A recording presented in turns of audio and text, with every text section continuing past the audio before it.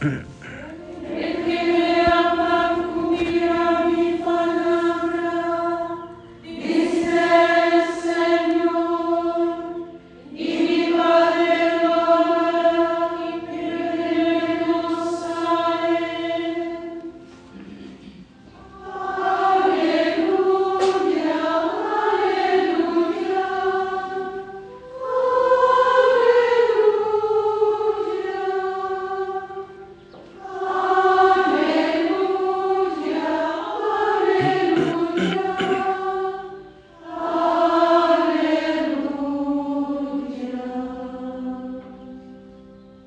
El Señor esté con ustedes. Del Santo Evangelio según San Mateo.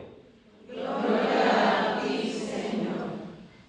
En aquel tiempo, Jesús estaba hablando a la muchedumbre, cuando su madre y sus parientes se acercaron y trataban de hablar con él. Alguien le dijo entonces a Jesús: «Oye, ahí fuera están tu madre y tus hermanos, y quieren hablar contigo». Pero él respondió a los que se lo decía: «¿Quién es mi madre y quiénes son mis hermanos?».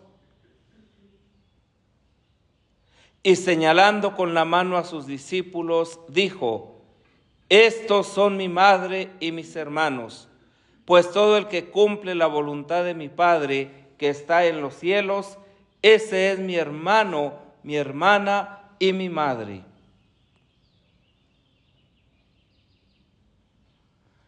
Palabra del Señor. Gloria a ti, Señor Jesús.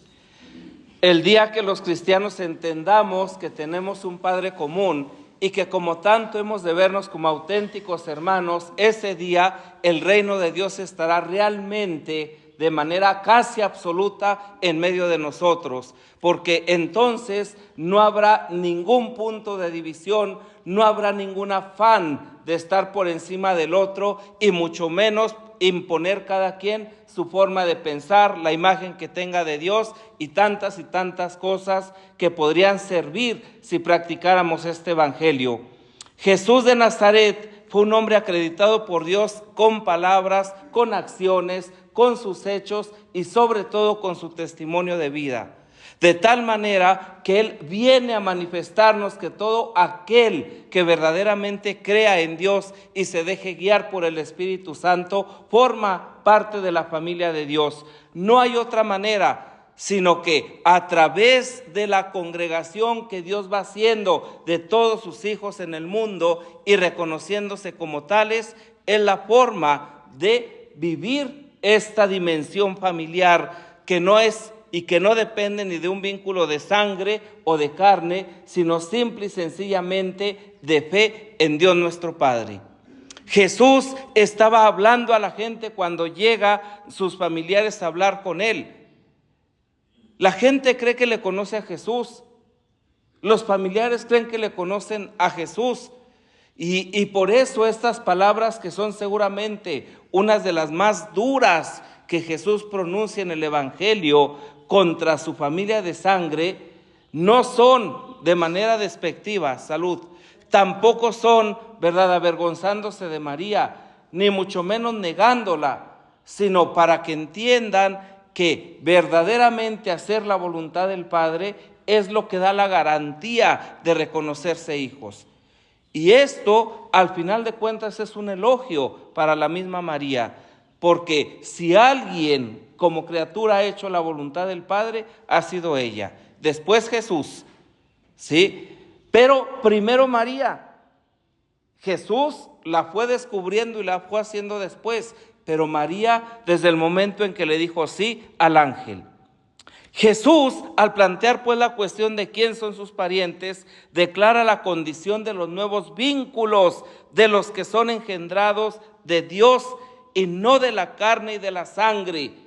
De tal manera que el día que nosotros, capuchinas, capuchinos, entendamos que los lazos vocacionales son eternamente más fuertes y trascienden verdaderamente hasta la gloria del Padre, ese día amaremos verdaderamente nuestra vocación.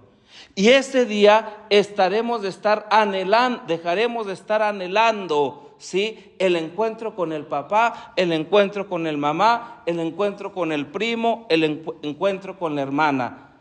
¿Por qué? Porque aquí, al interior de la casa de Dios, ¿verdad?, vivimos unos vínculos que trascienden aquel encuentro y que ciertamente lo pueden transformar. La escucha y la puesta en práctica de la palabra nos hace capaces de vivir en una dimensión familiar que nuestra vida, nuestro ser, nuestro corazón, estando aquí en la tierra, pisando bien, ¿verdad?, la tierra y siendo conscientes de la realidad que nos rodea, siempre nos va a impulsar, siempre nos va a lanzar al anhelo, al deseo de santidad. Los fariseos y los maestros de la ley que no creen en Él quedan encerrados en la búsqueda de un signo y no se dan cuenta de que está presente la realidad misma. Están buscando al que tienen enfrente y no lo reconocen. ¿Por qué? Porque tienen unos conceptos que manejan, ¿verdad?, donde aparentemente lo que ellos piensan es superior a la realidad. Él está en medio de ellos y no lo reconocen. Como no lo reconocen muchos de sus compatriotas, a pesar de lo que ven que realiza. Los discípulos que escuchan su palabra se abren a la comunión más profunda posible con Él, según la experiencia humana, la que mantenemos con nuestra madre y nuestros consanguíneos. Jesús mismo es la palabra. Quien le recibe llega a ser el Hijo del Padre. Hacer la voluntad del Padre es la condición que debe cumplir el Hijo auténtico, como Él, que ha venido al mundo para hacer su propia voluntad. No para hacer su propia voluntad, sino la del Padre que le ha enviado. De tal manera que estar en sintonía con el Espíritu de Dios es estar en constante discernimiento para poder descubrir la voluntad de Dios y llevarla a cabo. Jesús evidentemente pone de relieve pues la grandeza de la madre. Y los que están allá no se dan cuenta. Y muchos, ¿verdad?, para nosotros también son unas palabras que nos pueden parecer chocantes, y está poniendo de relieve la grandeza de la madre. Esta mujer, como auténtica discípula, como auténtica mediadora, como auténtica corredentora, no por ella misma, sino por hacer la voluntad de Dios. Y evidentemente, cuando se hace la voluntad de Dios, pues Dios concede todo lo que le pedimos. La maravilla más grande es que Dios nos considere sus hijos, de su casa, de su familia, como familia suya. Estamos muy habituados a esta verdad. Y ustedes dicen que son sus esposas y no sé qué cosas raras, ¿verdad? Y que la iglesia también, y la pregunta es, ¿vivimos en consecuencia? A Jesús le gustaría y se sentirá orgulloso de tener tales esposas.